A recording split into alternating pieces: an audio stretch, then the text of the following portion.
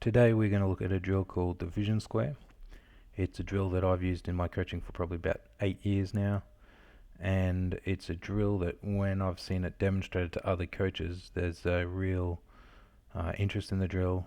And at an advanced seminar a couple of years back, Robbie Deans demonstrated this to a group, and I've never seen so many people taking notes on a particular drill. So there must be a bit of interest in it as a drill. It isn't something you can do all the time or every day, but it's an interesting drill if used in the right way.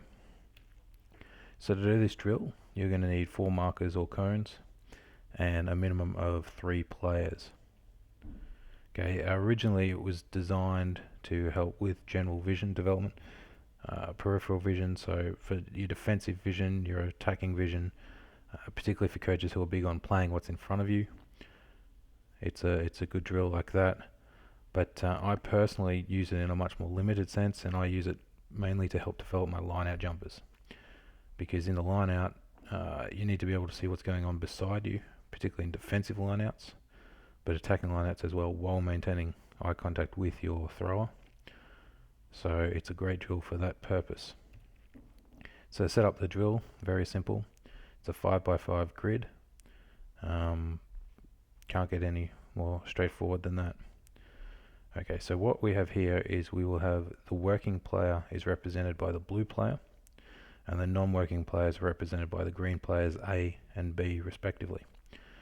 The working player will face the direction of A the entire time throughout the drill, essentially attempting to maintain eye contact with A, or using his or her peripheral vision to basically see where B is. And the way the drill will operate is A and B will move independently along this line between their cones, and the working player has to try and maintain a square, as you can see by these dotted lines, with the 2 players. So if we go to the next slide as an example, we can see that A is moved to his left, B's moved to his right, and the working players had to adjust and move down here. And then if A remains in the same place but B moves to his left, the working player has to work up to there.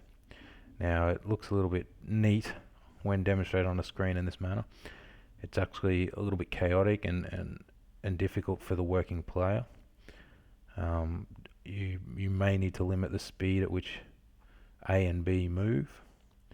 If they move too fast, it just becomes a mess of a drill. But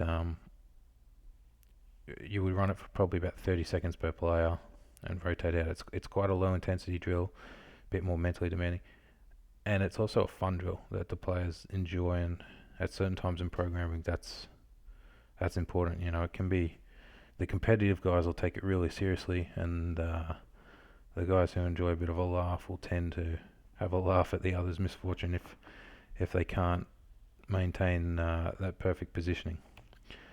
Couple of variations you can do. To be honest, probably not all that important to progress this drill. You won't be using it that often, I'd imagine. But this is one variation I started doing, where you would have a 3rd player, C, stand on a corner cone. The working player would maintain eye contact with C, and then be using his basically a wider scope of peripheral vision to maintain lines with A and B. So he's not looking at A anymore. The player is looking at C. And then a variation that I added in, which to be honest didn't work, but it may have just been the standard of players that added it in with. C and the working player would basically pass a ball back and forth throughout the drill. That way it forces the working player to maintain visual contact with C as he's catching and passing the football, which means he can't be, or she can't be, turning their head left and right to see where they're going. So that's basically the vision square. Hopefully seeing it in this manner allows you to get some idea of how it actually functions. It's just something we're experimenting with rather than just putting out straight PDF versions of drills, which you often see.